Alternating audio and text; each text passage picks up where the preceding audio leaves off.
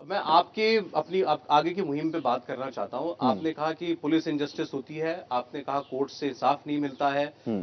आप अपने आप को इंडियन लॉ के आगे सबमिट भी करते हैं कि नहीं करते? आप इंडियन कॉन्स्टिट्यूशन को मानते हैं कि नहीं मानते? नहीं, ये मैटर नहीं करता, मैं आपको बताता हूँ। इसका हाँ, मैं एक बार आंसर दे दें तो मेरे पास मुझे आगे हाँ, बढ़ने में मैं आपको बताता हूँ। Do you believe in Indian constitution? Indian constitution मेरी आइडेंटिटी में बिलीव करता है कि नहीं करता है, ये भी मैटर करता है ना।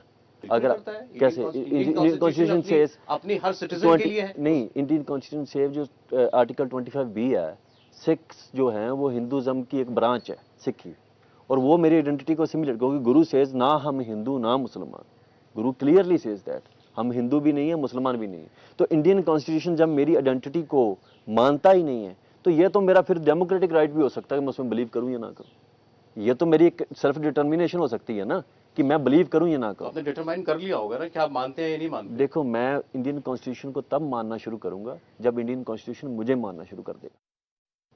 आप अगर कॉन्स्टिट्यूशन की बात करनी है तो एक डिफरेंट डिबेट हम लोग कर लेंगे कि कॉन्स्टिट्यूशन में कितनी शोध हुई है और हमारे लिए कितनी हुई है। कॉन्स्टिट्यूशन सर जुड़ा हुआ है सीधे सिटीजनशिप से। मैं अपने आप को भारत का नागरिक मानता हूं या नहीं मानता हूं इस बात से। मैं आपको इंडियन मानता हूं कि नहीं मानता हूं? आप इंडियन मैं नहीं मानता, मैं अपने आप को पंजाबी मानता हूं। पंजाबी मेरी एथनिसिटी भी है, पंजाबी मेरी नेशनलिटी भी हो सकती है। और जो आप ट्रैवल डॉक्यूमेंट की बात पे आएंगे, मुझे पता है पासपोर्ट। मैं ट्रैवल डॉक्यूमेंट पे नहीं जा रहा था। मैं पासपोर्ट, आपने कहा कि आपने हमको पंजाबी मानते हैं, तो पंजाब कहाँ है? इंडिया में ही तो है पंजाब। नहीं, पंजाब तो पाकिस्तान में भी है। तो फिर अपने आपको पाकिस्तानी तो नहीं कहते आप? नहीं, मैं वही बोल रहा हूँ ना, पंजाब को कैप्चर कर लिया गया दोनों साइड से। पाकिस्तान पंजाब चला गया, इधर पंजाब आ गया। पंजाब एक आइडेंटिटी है, और Punjab identity doesn't require any other umbrella identity to define. अभी पंजाबी एक लैंग्वेज भी है, पंजाबी कल्चर भी है, पंजाबी फूड भी है।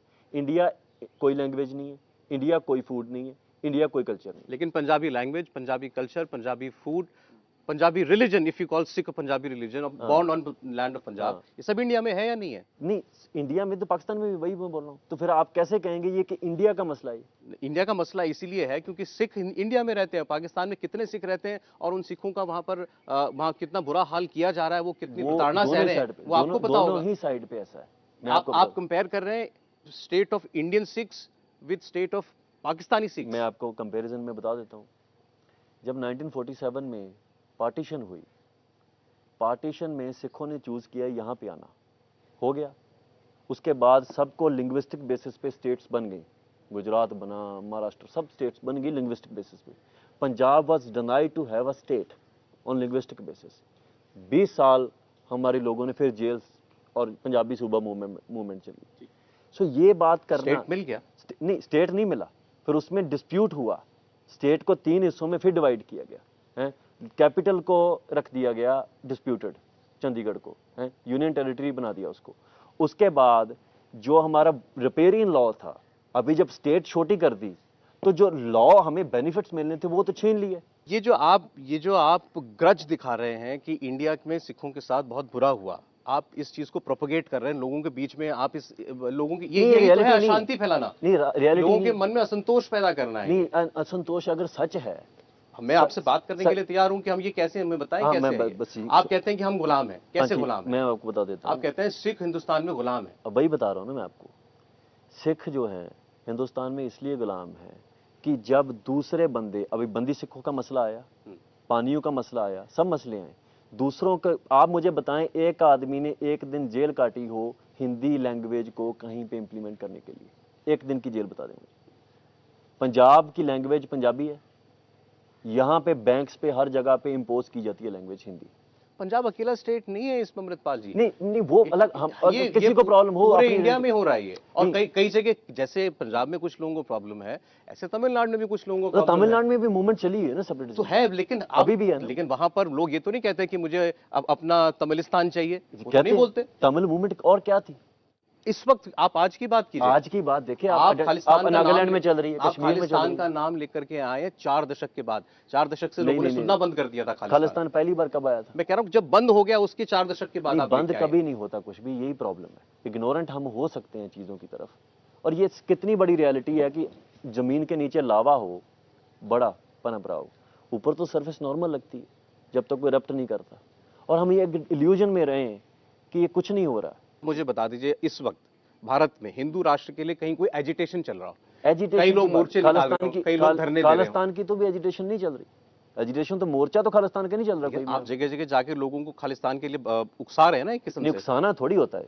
अगर आप मुझे डेमोक्रेसी में ये राइट है कि नहीं है, आप मुझे बताएं एक बात। नहीं, अगर आप लोगों को जो सेडिशन है, देशद्रोह, उसको क्या कहते हैं, आप माने या ना माने, कॉन्स्टिट्यूशन में आईपीसी में देशद्रोह का वो क्लॉज है। वायलेंट अगर वो है देश की सत्ता, देश की सरकार के खिलाफ लोगों के मन में असंतोष भरना। मैं आपको बताता हूँ उसकी डेफिनेशन वो तो आप कर रहे हैं। मैं भी डेफिनेशन दे देता हूँ।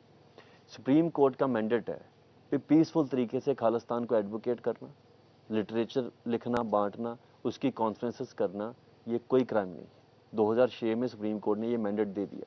Supreme court law making authority है ना इंडिया में। जहां तक मेरी जानकारी है, सुप्रीम कोर्ट ने ये कहा था कि सिर्फ कोई नारा लगा रहा है खालिस्तान का तो पर से वो देशद्रोही नहीं हो जाता। और मेरी बात सुने, इंडिया में सिमरनजीत सिंह मान एक एमपी हैं जिनकी पार्टी है श्रोमणी अकाली दल अमृतसर, जो खालिस्तान के नाम पे इलेक्शन लड़ती है। आप वो सही कह रहे हैं। एमपी बन गए वो। आप सही कह रहे हैं। हाँ, तो फिर वो क्राइम कैसे हो गया? ये ताज्जुब की बात है कि वो पब्लिकली खालिस्तान को प्रोपोगेट करते हैं और वो भारत की संसद में बैठते हैं। ये वाकई ताज्जुब। ताजुब नहीं होता, मैं आपको बताता हूँ, यही डेमोक्रेसी होती वो है। तो डेमोक्रेसी कैसे? अब उनको लोगों ने चुन के भेजा हुआ ना। अमृतपाल जी, ठीक है, मैं कह रहा हूं, अभी हम कॉन्स्टिट्यूशन की बात कर रहे हैं ना, मैं कॉन्स्टिट्यूशन की शपथ खा के इंडिया की पार्लियामेंट में बैठा हूं और मैं कह रहा हूं कि मैं इस कॉन्स्टिट्यूशन को मानता ही नहीं। और वो तो ये दोनों चीजें एक साथ कैसे हो ब्रिटिश सकती हैं? इंडिया में भी था।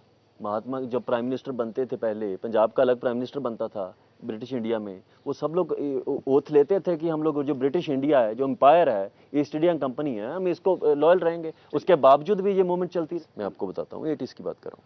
मिलिट्री को पंजाब में भेजने के लिए एजिटेशन होने लगे। इवन जो अडवाणी और ऐसे लीडर्स थे, उन्होंने मार्च निकाले पंजाब में मिलिट्री भेजो है।